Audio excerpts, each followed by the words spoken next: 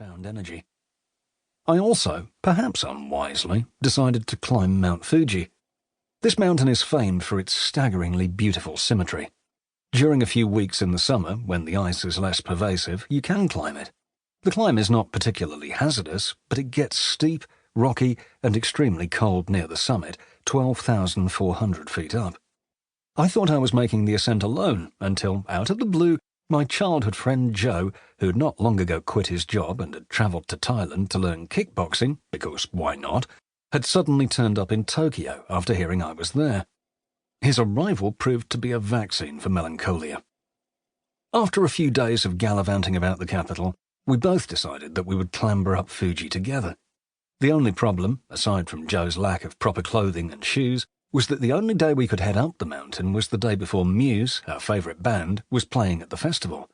It was going to be a close call, but being decidedly risk-prone, we steeled ourselves, caught a bus to one of the stations on the lower flanks of the mountain, and began. After a few hours, the treetops gave way to the clouds, which passed below as the sun slipped over the edge of the planet.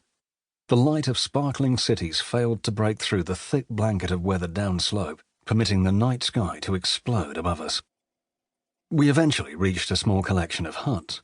The owners of one gave us a delectable Japanese curry, and afterwards a set of pillows for a 90-minute nap, allowing our lungs to adjust as quickly as they could to the thinning atmosphere.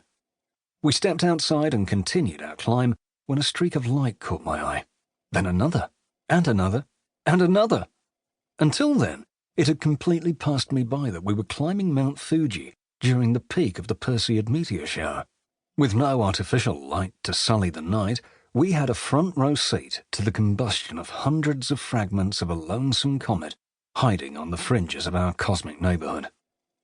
Soon after, an inky blue paint began to splash itself along the sky's floor. It hit us that the sun was rising fast.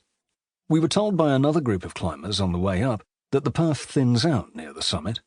There, climbers have to wait in a heavenly queue, taking turns to step through the shrine gate that marks the entrance to the mountain's peak.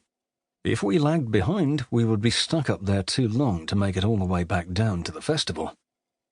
We began to run. The next few hours were a blur. I remember stepping past people who had begun to faint, tripping over the increasingly sharp rocks, watching as our previously invisible pathway up became flecked with reflected light.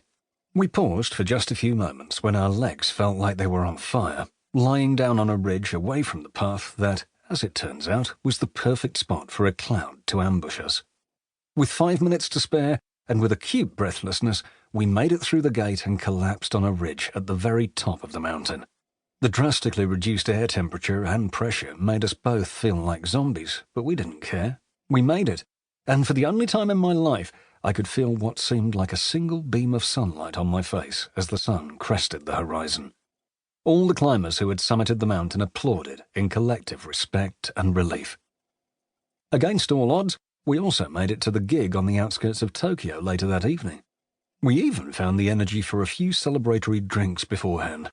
It remains one of the most exhilarating 24 hours of our lives, and we both owed much of it to that majestic mountain, that staircase to the sun, cometary fires, and alien stars. But it isn't just a mountain.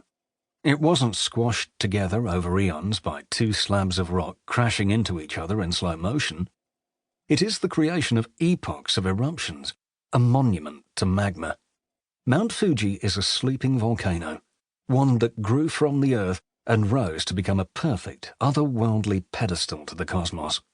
That knowledge, always in the back of my mind as we relentlessly put one foot in front of the other, feels less like a fact of science to me and more like a consequence of magic. Introduction. Volcanoes have a terrible reputation. When most adults think of volcanoes, especially adults that don't live particularly close to one, they think of huge explosions that often result in death and destruction. Volcanoes are perceived as harbingers of doom, whose sole purpose is to maim and melt. It isn't difficult to work out where this reputation comes from. Science journalists, like myself, write about volcanoes whenever they do something noteworthy, or when scientists poke them around a bit and find out something fascinating or surprising about them. But volcanoes understandably crop up in the general news.